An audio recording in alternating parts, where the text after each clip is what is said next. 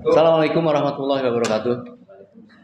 Kita bersama Bapak Dr. Marwan Batubara yang nampaknya juga ikut sibuk menangani eh, kisruh lah, kalau katakan kisruh ya, Adaro yang nampaknya sedang memperdaya eh, melakukan kecurangan atau ketidakadilan terhadap satu pengelola limbah eh, dari Adaro itu.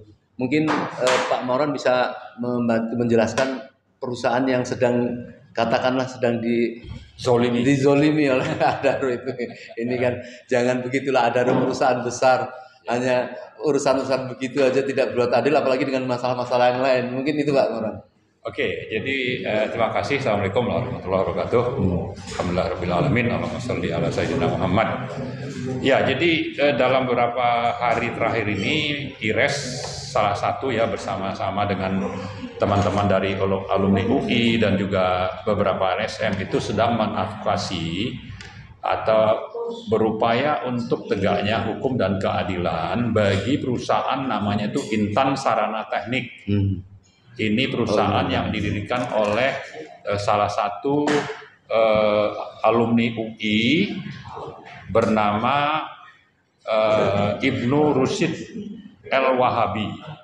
Nah, PT Intan Sarana Teknik ini atau kita singkat IST itu mendapat kesempatan bekerja sama dengan Adaro untuk mengelola limbah tambang batu bara milik Adaro, terutama yang ada di Kalimantan Selatan.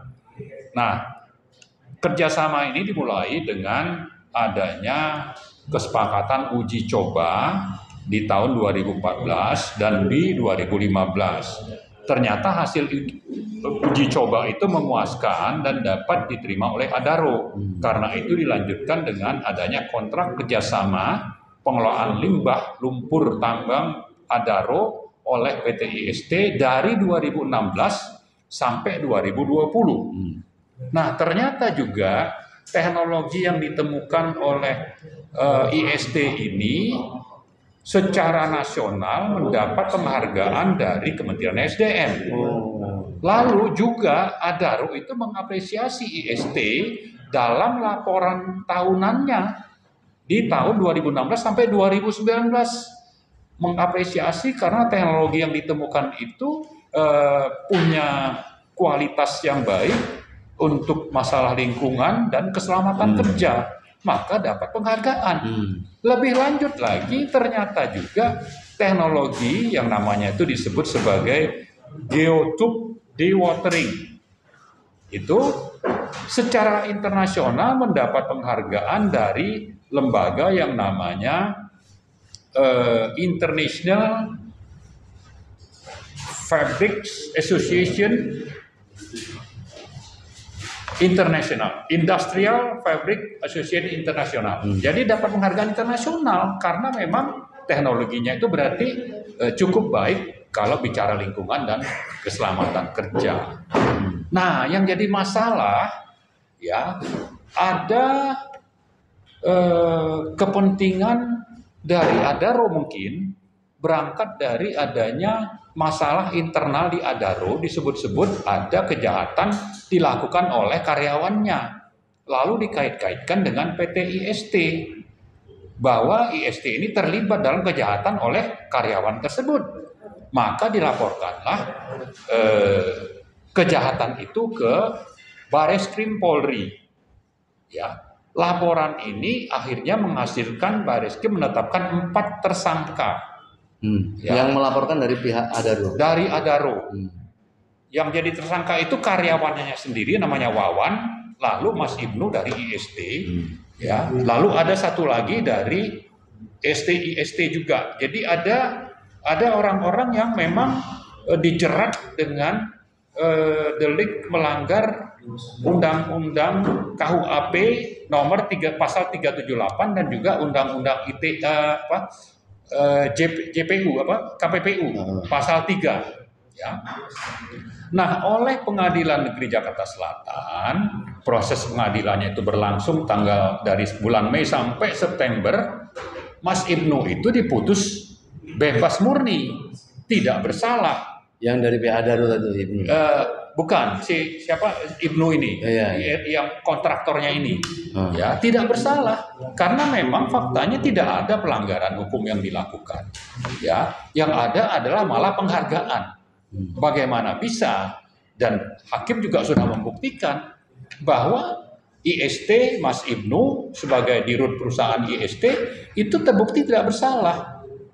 Jadi wajar, dan hakim di Pengadilan Negeri Jakarta Selatan itu seluruhnya 3 orang hakim itu tidak ada yang dissenting opinion menyatakan Mas Ibnu itu bebas murni, sehingga dengan begitu ya dianggap masalah selesai. Padahal Mas Ibnu sendiri sempat ditahan 6 bulan, dan 6 bulan sampai sidang itu selesai, dan sidang itu dipaksakan selesai karena kalau lebih dari 6 bulan ini sudah tidak boleh ditahan lagi. Maka dikejar waktu 6 bulan selesai dan bebas murni. Nah, karena memang pada dasarnya tidak melanggar kontrak dan tidak melakukan penipuan. Jadi pasal 378 KUHP itu terkait dengan penipuan. Terbukti tidak ada penipuan yang dilakukan. Oke, di luar ternyata Adaro dan Jaksa Penuntut Umum itu mengajukan kasasi pada tanggal 2 Januari 2023. Di situ dicantumkan deliknya sama, yaitu pasal 378 KUHP dan pasal 3 Undang-Undang TPPU. Ini kalau yang kedua ini pasal 3 TPPU ini sanksinya bisa sampai 20 tahun penjara dan denda 5 miliar rupiah. Nah, ternyata di 31 Januari, jadi ini masih hangat, belum sampai 2 minggu. Ya, Mas Ibnu itu dihukum 13 tahun untuk sesuatu yang dia tidak lakukan. Maka di sini kita menganggap sudah terjadi kriminalisasi oleh Adaro, dan juga sudah ada kejahatan hukum dan keadilan yang dilakukan oleh Mahkamah Agung. Itulah yang menjadi dasar kita untuk bersuara supaya hukum dan keadilan ditegakkan. Bagaimana bisa perusahaan yang berprestasi, perusahaan anak bangsa, punya inovasi, lalu dapat penghargaan, tapi justru digugat untuk dihukum 13 tahun dan membayar denda 15 tahun dengan alasan bahwa ada penipuan, ada tindak pidana pencucian uang. Faktanya, karena hakim-hakim Pengadilan Negeri Jakarta Selatan itu sudah mengadili secara objektif, maka kasus ini sebetulnya layak disebut sebagai kasus perdata, sehingga diusulkan untuk berdamai antara Adaro dengan IST ini. Wajar kan, karena memang tidak ada masalah dari sisi pidana. Nah, tapi karena tadi kembali lagi kita bicara arogansi Adaro dan juga adanya moral hazard di kejaksaan, di jaksa penuntut umum, dan ditambah pula dengan kejahatan atau dugaan moral hazard yang dilakukan oleh Mahkamah Agung, maka jadilah putusan itu 13 tahun. Nah, di sini sedikit kita singgung tentang pasal 3 TPPU, bahwa seseorang itu ya bisa delik kejahatannya itu kita masukkan ke dalam kategori kejahatan TPPU, tindak pidana pencucian uang, kalau itu merupakan kejahatan yang serius, sistematis, bersifat publik, merugikan negara, masyarakat, dan merusak keuangan serta perekonomian negara. Itulah yang masuk dalam delik TPPU. Nah, masalahnya ini kan cuma masalah kontrak antara perusahaan Adaro dengan perusahaan kecil yang justru inovasinya itu bagus, sehingga ini jerat dengan menggunakan undang-undang TPPU ini sangat-sangat tidak relevan, hanya dipakai untuk kepentingan dari agenda Adaro dan oligarki. Baik, tidak wajar. Lanjut, Pak Marwan. Ya. Kecurigaan dari Pak Marwan ini apakah betul-betul memang karena masalah hukum atau karena ingin katakanlah mencari-cari kesalahan IST kemudian itu didepak, atau IST sudah mengetahui banyak hal tentang masalah-masalah inti dari tambang itu sendiri?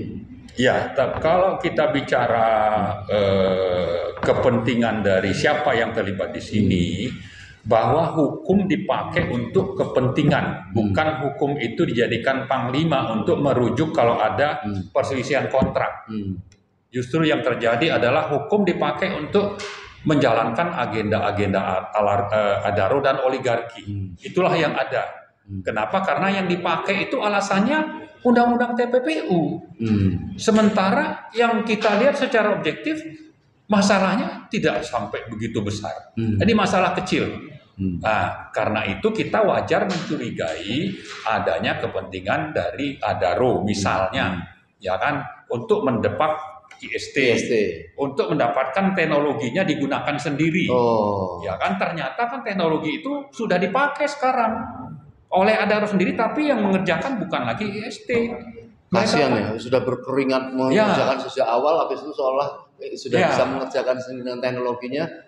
Ada kemungkinan mau ditendang gitu ya. Sudah ditendang. Jadi sejak 2021 sudah tidak jadi kontraktor bagi Adaro, malah teknologinya tetap dilanjutkan dipakai oleh Adaro. Mungkin bisa tahu kontrak antara IST dengan Adaro itu berapa lama atau tahapannya? Jadi tadi saya sudah sebutkan di awal, ada tahap uji coba itu 2 tahun. Kemudian dilanjutkan dengan kontrak beneran ya, kontrak sebenarnya selama 4 tahun 2016 sampai 2020. Nilainya ada? Saya tidak punya angka, tapi intinya bahwa karena memang teknologinya proven, menguntungkan bagi kedua belah pihak, terutama bagi Adaro untuk lingkungan dan juga untuk keselamatan kerja, maka Adaro sendiri memberikan penghargaan dan juga Kementerian SDM juga memberikan penghargaan. Jadi dari sisi teknis operasional tidak ada masalah, begitu. Jadi karena itu kalau bicara motif, kembali ke pertanyaannya Om Lim tadi, ya saya kira memang ini ada kepentingan Adaro yang syarat dengan moral hazard. Ada mungkin keinginan untuk menguasai teknologi ini, ada mungkin upaya supaya pengelolaan limbah ini oleh anak perusahaannya sendiri, tapi menggunakan teknologi yang milik IST, ya macam-macam lah itu. Tapi saya kira caranya itu jangan sekasar itulah, ya, jangan melakukan kriminalisasi kepada IST dan Mas Ibnu yang saya kira justru negara itu patut berbangga sebagai Mas Ibnu sebagai anak bangsa itu sudah menemukan sesuatu yang mendapatkan penghargaan secara internasional. Nah, yang terakhir saya kira yang perlu kita ingatkan ya, Mahkamah Agung itu mestinya mewakili kepentingan rakyat biasa, bukan mewakili kepentingan oligarki. Apalagi segelintir orang yang dekat dengan kekuasaan, ya, bahwa yang melakukan mungkin hakim agung tertentu. Tapi ini tetap ada di bawah kendali Ketua Mahkamah Agung. Jadi kita ingatkan juga di Mahkamah Agung supaya bisa bertindak bersikap adil, supaya hukum ditegakkan dan tidak melakukan kriminalisasi terhadap rakyat kecil yang tidak berdaya, yang mungkin ya selama ini dianggap tidak akan melawan. Nah, tapi saya kira dengan acara ini, dengan podcast ini, dan juga tadi kita melakukan webinar, kita ingin menjelaskan kepada 1, Mahkamah Agung, 2, pemerintah, terutama Kejaksaan Agung, 3, kepada polisi, 4, kepada Adaro, ya, supaya menghentikan sikap arogan yang mereka sudah tunjukkan itu, dan tegakkanlah hukum dan keadilan di negara ini, terutama bagi rakyat yang mungkin mereka anggap tidak berdaya. Meskipun tidak berdaya, jangan lupa kami akan terus melakukan advokasi untuk melawan tindakan semena-mena yang sudah dilakukan. Baik, gitu, Pak. Sebesar apa Pak Marwan mau melanjutkan perjuangan membela IST ini? Mungkin perlu kemudian melibatkan anggota masyarakat yang lain atau penasihat hukum yang lebih kuat? Ya, jadi semua kemungkinan saya sudah menuliskan dalam rilis IRES hari ini, melakukan setiap langkah hukum yang relevan, melibatkan siapa saja yang mau bergabung melawan kezoliman, itu akan kita lakukan. Dan ini saya kira dengan podcastnya Om Lim ini, kita berharap siapapun yang berkepentingan, terutama Adaro, Ketua Mahkamah Agung, Presiden sebagai penanggung jawab Kejaksaan Agung, supaya juga mendengar dan mengoreksi. Ya, kita mau mereka itu minta maaf justru memberikan ganti rugi kepada Mas Ibnu karena sudah sempat ditahan 6 bulan yang oleh Pengadilan Negeri Jakarta Selatan. Beliau itu sebenarnya tidak bersalah, tapi sudah keburu ditahan. Sekarang malah asetnya pun tidak dikembalikan oleh Adaro, masih ditahan, nilainya itu lebih dari 30 miliar. Aset itu peralatan operasional untuk melakukan pengelolaan limbah itu. Ya, jadi memang ini mentang-mentang berkuasa, ya kan? Nah, kita ingatkan jangan mentang-mentang lalu Anda bertindak seenaknya. Ya, ada rakyat yang akan melawan. Saya kira itu. Terima kasih. Baik. Semoga apa yang dilakukan Pak Marwan dan kawan-kawan untuk membela satu perusahaan tadi, perusahaan anak bangsa ya, jangan sampai kemudian di tengah-tengah maraknya penggalian tambang malah tidak ada kesempatan, bahkan disingkirkan, dan ini saya kira yang harus menjadi kewajiban pemerintah mestinya ya untuk menghidupi ini semua, dan DPR juga, dan DPR harus membela persoalan ini. Baik Pak Marwan, terima kasih. Semoga penjelasan dari Pak Marwan bisa membawa informasi kepada masyarakat supaya memang pemerintah ini harus dikontrol oleh kekuatan rakyat. Saya kira itu. Assalamualaikum warahmatullahi wabarakatuh. Terima kasih Pak Marwan.